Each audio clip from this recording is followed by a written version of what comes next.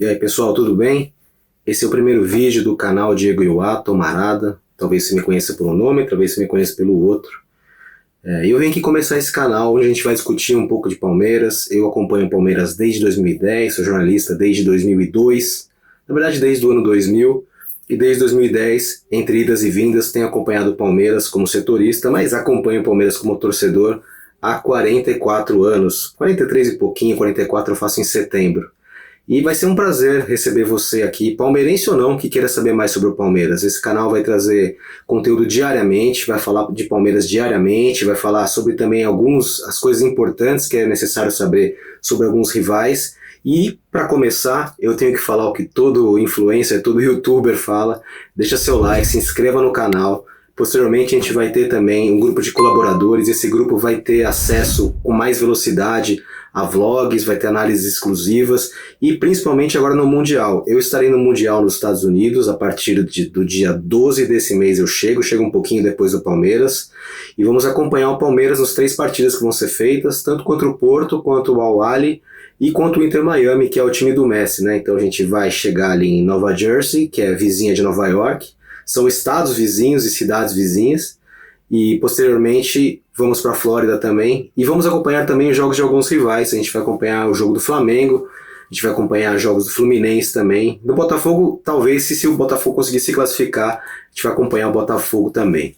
Então, mais uma vez, deixe seu like, se inscreva no canal, passe para os amigos, sugira para as pessoas, isso é de graça, o like é de graça. Mas posteriormente a gente vai ter um grupo de colaboradores aqui e eu vou explicando para vocês à medida que a gente for fazendo novos vídeos, né? Bom, para começar o canal, vamos falar um pouquinho sobre o que aconteceu no final de semana. Foi o último jogo do Palmeiras antes da parada para o Mundial de Clubes e o Palmeiras decepcionou. Assim, vamos dizer que decepcionou pelo resultado, pela maneira como ele se construiu. O Palmeiras teve ali um apagão de 4 minutos e de apagão no Mineirão a gente já ouviu falar algumas vezes. O 7-1, como a gente sabe, aconteceu lá. E o Palmeiras teve ali em 4 minutos, estava 2-0 para o Cruzeiro. E o Palmeiras se passou o restante do jogo com 2-0 contra, tendo que jogar. E aí é que eu digo que talvez a preocupação não precise ser tão grande. Porque o Palmeiras, a partir mais ou menos dos 15 do primeiro tempo, conseguiu entrar no jogo, conseguiu se encaixar e jogou futebol. Então a impressão que fica é que se não fosse esse apagão, não fosse esse lance, foram 2 gols, né, que meio achados do Cruzeiro, bolas na área, cobranças rápidas, falha da defesa, não foi assim que o Palmeiras estava jogando mal e foi envolvido pelo Cruzeiro que fez 2-0, não, foi meio que no susto. E o Palmeiras posteriormente conseguiu se arrumar. Agora é claro, quando o Cruzeiro entra para jogar uma final de campeonato com 60 mil pessoas no Mineirão e o Palmeiras entra numa outra rotação, isso é um problema, isso é algo a ser levado em consideração. Mas, até a entrevista que o Estevão deu depois do jogo, tá claro que a cabeça do time já está nos Estados Unidos, a cabeça do time já está no Mundial. O Piquerez comentou um pouco sobre isso na saída de campo e o Estevão falou isso na coletiva de despedida que ele fez com os seus patrocinadores na semana passada, aqui na capital, em São Paulo, em que ele falou que o Abel tem falado bastante do Mundial para eles, o que significa que assim, o grupo como um todo está mais focado no Mundial de Clubes. É uma competição inédita, é a primeira vez que vai acontecer, é a maior competição de clubes da história, e não tem como exigir que esses jogadores e a própria comissão técnica estejam 100% focados no Campeonato Brasileiro a essa altura. Porém, e eu vou ressaltar aqui, muito embora o Palmeiras tenha perdido para o Bahia, tenha perdido para o Flamengo em casa também e tenha perdido para o Cruzeiro, a campanha do Palmeiras é muito boa. O Palmeiras foi líder, vacilou contra o Flamengo. Se o Piquerez faz aquele gol de pênalti, o Palmeiras poderia ter mantido a liderança, porque eu creio que o Palmeiras fatalmente ganharia aquele jogo se sai com 1-0, mas não saiu e o Si não joga, né? Então, portanto, o Palmeiras não é mais o líder do campeonato. Hoje o Palmeiras ocupa ali a 4ª posição, mas eu não acredito que seja um desempenho preocupante. Agora vamos para o Mundial, né? A chave virou, a gente vai acompanhar o Palmeiras lá do Mundial, então todo dia eu vou trazer um pouco de conteúdo para vocês, do time, dos adversários, de como é o estádio e de outras questões de outros lugares que a gente visitar lá. Eu estou indo pela Trivela, que é o site pelo qual eu trabalho. Também vou estar pelo canal do Paulo Massini e também vou estar pelo meu canal. Então você poder acompanhar conteúdos da cobertura. E a gente vai para Nova York, a gente vai para a Flórida, e aí falar só de campo bola 3 pontos estando em Nova York é um desperdício. Então a gente vai trazer outras coisas para você, ligadas ou não ao Mundial, mas de certa maneira tá tudo meio ligado ao Mundial, né? Porque os Estados Unidos são um país sede e ano que vem eles também vão ser país sede da Copa junto com o Canadá e com o México, né? Então vai ser um bom ensaio, tanto para a gente que vai fazer a cobertura, quanto para eles que vão receber todas as pessoas, né? Agora, voltando, né? Como eu disse que o Cruzeiro não preocupa tanto, que o Palmeiras até quase empatou, mas aí veio o sorteio da Copa do Brasil e da Libertadores, as oitavas, né? E aí é uma situação complicada, né? Porque o Palmeiras, ele pega nas oitavas da Libertadores o Universitário do Peru, que dos times do pote 2 ali, dos segundos colocados, talvez fosse aquele que fosse um dos mais desejáveis, vamos dizer assim, né, pelos clubes, porque não é um clube que é postulante ao título, é claro que tudo pode acontecer, estou falando da teoria, estou falando do papel, tudo pode acontecer, mas o Universitário nunca foi listado entre os favoritos ao título, né? E o Palmeiras pegou o Universitário, por mais que Lima seja uma das viagens mais longas que poderiam ser feitas nessa chave, junto com o Nacional de Medellín na Colômbia, né? Ainda assim não é um adversário difícil. O difícil é o que vem depois. Se o Palmeiras por acaso não, se o Palmeiras passar pelo Universitário, o Palmeiras vai ter pela frente o vencedor de River e Libertad. São dois clubes que o Palmeiras já enfrentou na Libertadores de 20. O Libertad foi adversário do Palmeiras nas quartas e o River Plate, se você é palmeirense, eu não preciso falar muito sobre o que foi a semifinal de 2020. Um 3-0 sensacional no Monumental de Nunes, que hoje se chama Mas Monumental. E depois um 2-0 agônico no Allianz Parque, com pênalti anulado pelo VAR, com gol anulado pelo VAR. E assim, o VAR funcionou muito bem. Não houve ali nenhuma marcação errada do VAR, nenhuma alteração errada do VAR, mas foi um jogo de sufoco. E aí, né, muita gente está falando que o São Paulo, que pode vir a ser um dos adversários do Palmeiras, teria uma rota de vingança, né, inclusive eliminando o Palmeiras. Mas o Palmeiras também está numa rota de vingança do River, né, porque o River pode, ou o Libertad, podem pegar o Palmeiras na próxima fase, caso o Palmeiras passe do Universitário, e não vai ser fácil para o Palmeiras enfrentar o River Plate se passar.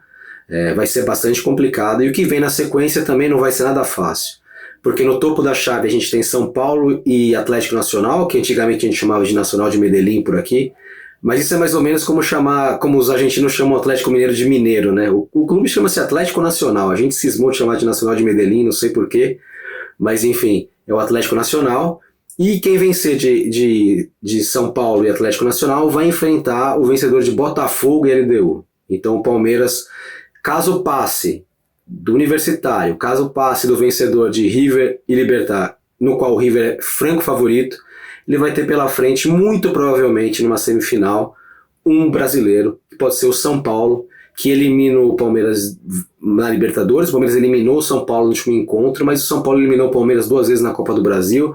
Então, a gente falando em vingança, pode ser a vingança do Palmeiras também, de tantas eliminações que o São Paulo impôs no Palmeiras recentemente, essas duas em especial, né? E do outro lado da chave, eu tô aqui até olhando na tela, o Flamengo vai jogar com o Inter, um jogo entre brasileiros que é interessante para quem está do outro lado, porque elimina um brasileiro, é sempre mais difícil jogar contra os brasileiros, né? Contra o River e contra o Boca também, mas se não for o River ou o Boca, os brasileiros costumam ser os clubes que dão mais trabalho, né, para os próprios compatriotas, né? E o vencedor desse jogo pega o vencedor de Cerro Estudiantes, né? Então, um argentino ou o Cerro Porteño, que o Palmeiras enfrentou 2 vezes e não é nenhum bicho-papão. Então, quem passar de Flamengo e Inter, se pegar o Cerro vai tranquilo, se pegar o Estudiantes um pouco menos tranquilo, mas também não chega a ser assustador, né? E aí a gente tem depois Fortaleza e Vélez, o Fortaleza numa fase decadente, uma fase complicada, que se fosse outro presidente, se fosse outro clube que não Fortaleza, o Vojvoda já teria sido demitido, com certeza. E aí Peñarol e Racing também, o Racing que vem como um dos grandes times dessa competição, pode surgir. O Peñarol uma camisa muito forte como sempre, mas com quem o Palmeiras nunca teve grandes problemas. Então, do lado da chave do Flamengo, o Flamengo é favorito, não tem como dizer que não é. E do lado da chave do Palmeiras está um pouco mais complicado, a gente pode citar aí 3 ou 4 favoritos, não está aberto o que vai acontecer. Agora, o que preocupa nessa questão da Libertadores é que o Palmeiras, quando tem encarado times do seu tamanho ou maiores, tem sofrido bastante. Não tem sido fácil para o Palmeiras encarar esses times, né? Então tem que ver o que vai acontecer, no sentido de que quando o Palmeiras pega Flamengo, Botafogo, esses clubes maiores, de maior expressão, o Palmeiras tem tido dificuldades sob o Abel Ferreira. E aí eu vou para a Copa do Brasil, que foi o outro sorteio desta segunda-feira, e calhou de ter um derby, logo nas oitavas de final. Um Palmeiras e Corinthians, que é um jogo que já aconteceu nessa temporada, já aconteceu 4 vezes. Foram 2 jogos no Allianz Parque, um jogo na Arena Barueri com o mano do Palmeiras e um jogo na Neoquímica Arena. O Corinthians conseguiu uma vitória, conseguiu um empate na fase de grupos do Paulista, 1-1. Depois, no primeiro jogo da decisão, ganhou de 1-0 no Allianz Parque. Levou a final para a Neoquímica Arena, o jogo terminou 0-0, o Veiga perdeu aquele pênalti, acho que nem o palmeirense também se esquece disso.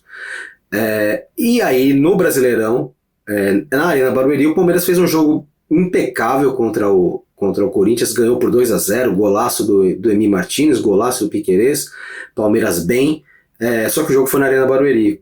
E o que quer dizer que o Corinthians ainda está invicto no Allianz Parque nessa temporada. É curioso falar isso, mas o Corinthians foi 2 vezes ao Allianz Parque e o Palmeiras não conseguiu vencer o Corinthians. Nesse ano serão 7 derbys no total, porque tem mais um derby pelo Campeonato Brasileiro, tem os 2 da Copa do Brasil e já houve 3 anteriormente, né? Com 7, esse número 7 faz com que seja o segundo ano com mais derbys na história do derby, né? Em 99 foram 8 jogos, foi a final do Paulista, foi as eliminatórias da Libertadores e a fase de grupos da Libertadores e os 2 jogos do Brasileiro, né? Isso em 99. E em 2000, o ano em que o Palmeiras também elimina o Corinthians agora na semifinal. Mais uma vez, palmeirense não precisa ser lembrado do que aconteceu em 2000, mas foi aquele jogo em que o Marcos defendeu o pênalti do Marcelinho, e ali naquele ano, em 2000, também houve 7 partidas, assim como nesse ano agora, né? Mas, de qualquer forma, o derby é sempre difícil, é sempre trabalhoso, é um jogo nervoso, mas eu vou cravar aqui, e não tenho receio de dizer. Na minha concepção, o Palmeiras tem obrigação de passar pelo Corinthians. O Corinthians vive um momento turbulento político, isso reflete no campo, com certeza. O Corinthians vive um momento técnico ruim, então houve a troca do Ramon Dias e do seu filho para o Dorival Júnior. O Dorival ainda não conseguiu encaixar o time. E o Palmeiras, até por ter perdido o Paulista como perdeu, na minha concepção, tem obrigação, é favorito e tem obrigação de passar pelo Corinthians na Copa do Brasil. Até porque o Palmeiras não pode parar nas oitavas da Copa do Brasil novamente. O Palmeiras não tem direito de parar nas oitavas. Se calhou de ser o Corinthians, tanto pior para o Palmeiras tem que passar. Muito obrigado para você que ficou até agora aqui acompanhando esse vídeo. Todo dia eu vou trazer algum conteúdo para você falando do Palmeiras, bastidores do clube, análise. Todo dia a gente vai falar um pouquinho. E repetindo, estaremos no Mundial de Clubes e do Mundial vamos trazer muita coisa exclusiva, muita coisa diferente que só quem está em loco vai poder trazer. E com o tempo a gente vai variando aqui a programação do canal. Vou pedir mais uma vez para você deixar seu like, se inscrever, divulgar. Canal Diego Iwata Marada, não sei como você me conhece, me siga nas redes Diego_Iwata no TikTok e no Instagram e Diego Marada no Twitter, onde eu sou um pouco mais conhecido, tá certo? Muito obrigado e até o próximo vídeo.